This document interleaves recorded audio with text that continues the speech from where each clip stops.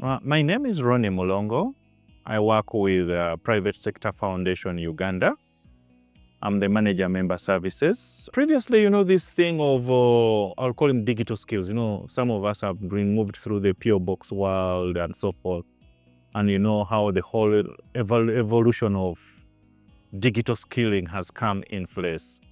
So the private sector are people who have been enjoying their lifestyles in the area of, let me say, more of manual work and so forth. But with the time, technology has come in. So there's need for digital skilling. And so this has brought in challenges in their businesses. Case in point, in some of the private sector, especially if you are applying through PPD under the EGP, e-procurement, there is a challenge of you, for instance, you in Kasese, you need to bid for a government procurement job. You have to travel all the way from Kasese, bring the documentation, bring them to Kampala, and then you push ahead because that's what you're going to be doing. So in case like looking at time, you're going to look at time spent, the cost of money, all that's going to affect you. The documentation may even get lost along the way and so forth. So all that when you put them through, those are the biggest challenges that have affected most businesses. But all these through digital skillings have been worked on, and through NITA-U with the support we have worked together with PSFU to the private sector. This has been overcome as we are moving together towards ensuring that we have a fully digital economy in Uganda. One of the key critical ingredients in any things that you do is what we usually think of the value chain analysis, how we work together. I've mentioned something to do with EGP, but it's not only EGP that we have been trying as much as possible to work together with NITA-U. And also at PSFU, we do what we call the business barometer. And each of the business barometer information that we get through our research are the areas that we come in to say, okay, this is an area that has been identified. How do we support the private sector? Through these two surveys that we carry out within our membership, we found that as one of the key critical things. And now partnering with NITA-U brought us into this field and helped us support and break through that norm. In that area, we came out with the project support now. That is the SG Plus project, which we are working on through.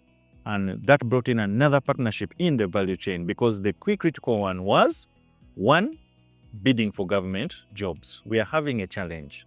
Now, take a case in point. When we worked with the NITA-U in the trainings, we did a training of 218 private sector companies.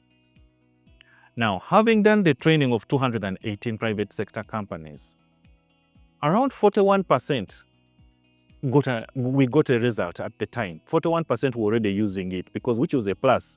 And they're like, wow, the system is good, it helps us, and we move on forward.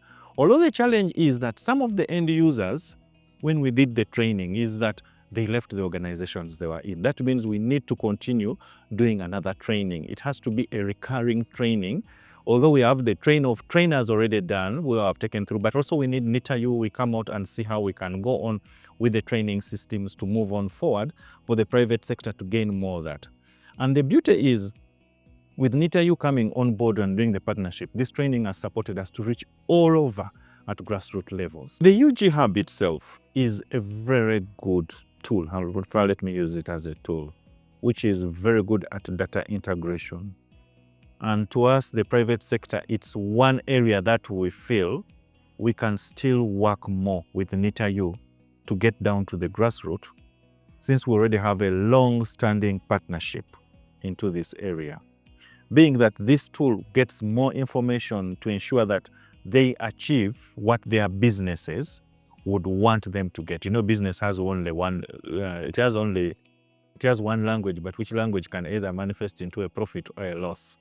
So it's the only way to support, and most of the business people, they want profits. I don't think someone like Sandra would want to get into business to make a loss.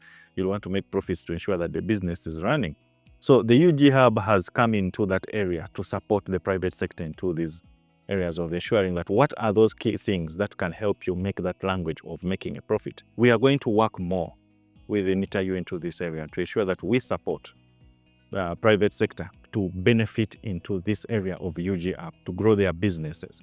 Because at PSFU, we have a slogan which says, business growth is our business. So what would be the whole thing of ensuring that your business is also our business? The only thing is growth, and we look at the parameters of UGHub filling in that gap to support.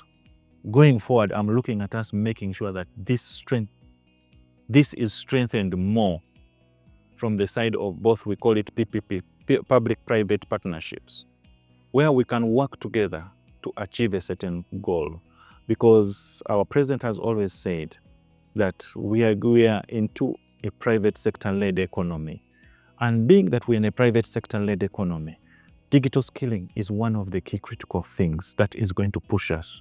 But if we run through and maybe say all the government sides and you're from NITA-U's side, they're all into the digital world. That means all things are going to move systematically and there are not going to be any delays in some of the government services that we are going to be looking through.